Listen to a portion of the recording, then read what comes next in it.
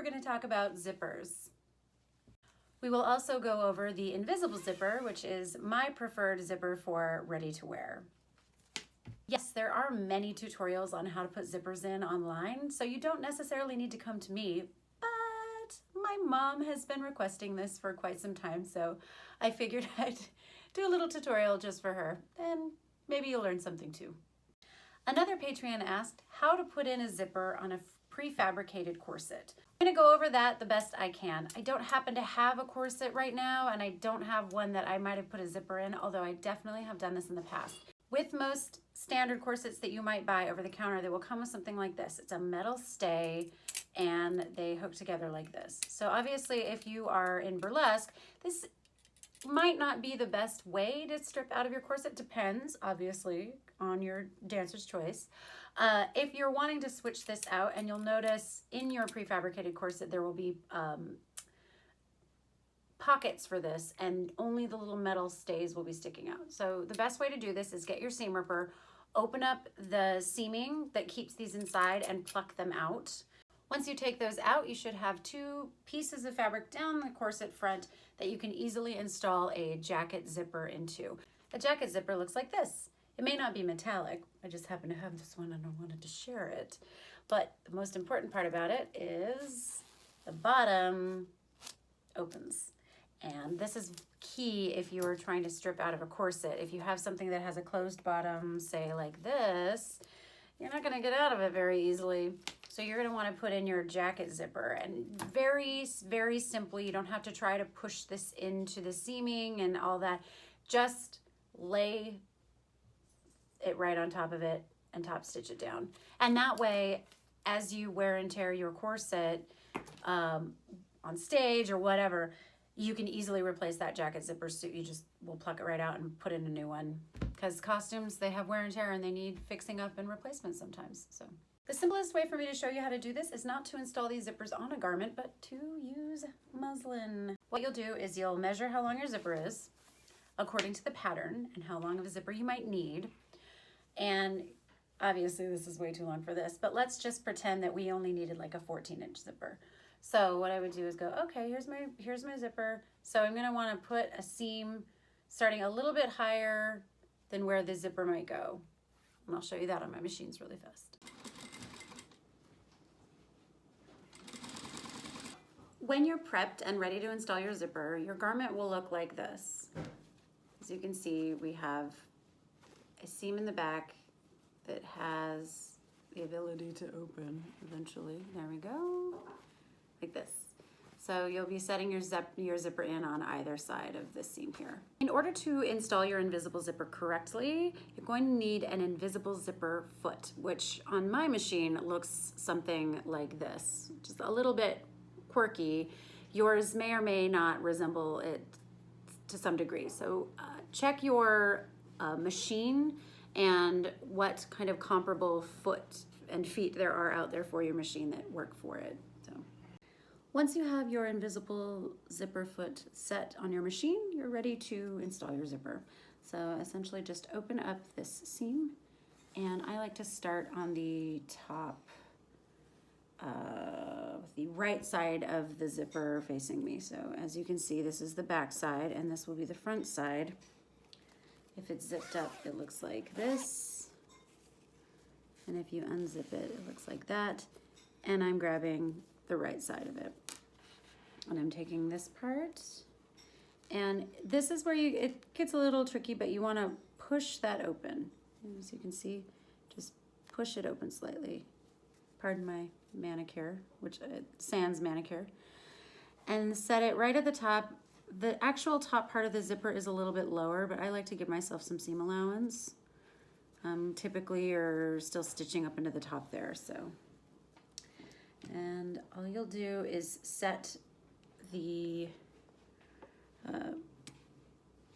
machine where there's almost like a little tunnel that's ready for it. Just set that right on top and begin to sew.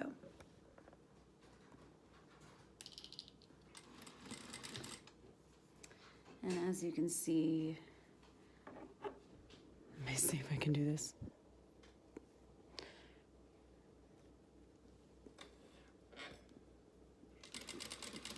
the foot allows the zipper to go right in there and keeps it pushed over.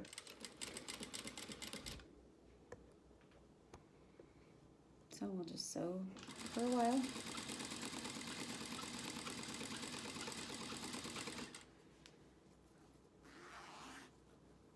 Now, as you near the end here, as you can see, my zipper is much longer than it needs to be. Don't worry about that right now. Typically, your zipper might end right around here. When you end near the end here and you're coming close to where your stitch begins, just keep going. Just keep stitching into your seam allowance. I like to go a solid like inch past. Back it up, and there you go. So it's important when you're installing your invisible zippers that the end of your invisible zipper shouldn't be too close to this, because then it becomes very hard to continue to sew down. The next step is to simply flip this upside down, and starting here, I like to take and zip my zipper up just a little bit so I can really get this pretty well. Now, if you're sewing something where there was a seam here, like a waist seam, what I'd like to do is usually zip my zipper shut and make sure, like, let's say this was a waist seam right here. I like to match it to my other waist seam and then pin that on the zipper. And then what you do is you open it back up.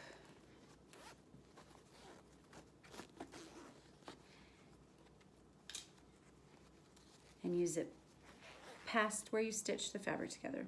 And this way I know when I meet this mark that I need to make sure that where I've pinned the zipper and the fabric needs to match. That way that those seams will match, because it's really nice to have matching seams. It's a sign of professionalism. So back to this. What I like to do is I zip this up a little bit, and then you just take and you walk it in with your hands until you know that it matches really nicely. Then you have to hold this. You can pin it as well if you like. And you push open your zipper. Plop it right back down so that it grabs it. And then there you go. So just to reiterate, this zipper head is well past where you've stitched your fabric seam. I'll show you why we do that. Oh, looks like it's matching up pretty nice. And you just drive all the way to the top. There we go.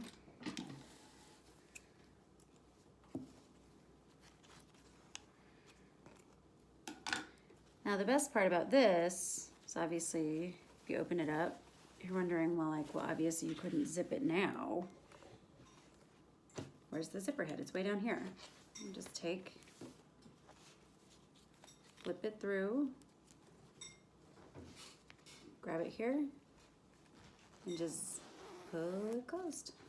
And then you have an invisible zipper installation.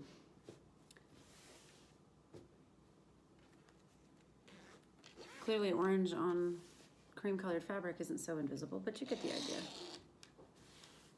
And that's how I do my invisible zippers. Now, if you did get a zipper that's too long, all you do is clip it a few inches away from where it's sewn, and then I like to wrap the ends of it with a little bit of fabric or something so it's not scratchy. Sometimes you can't find the right length of zipper for your project, so just go longer. That's always the better option.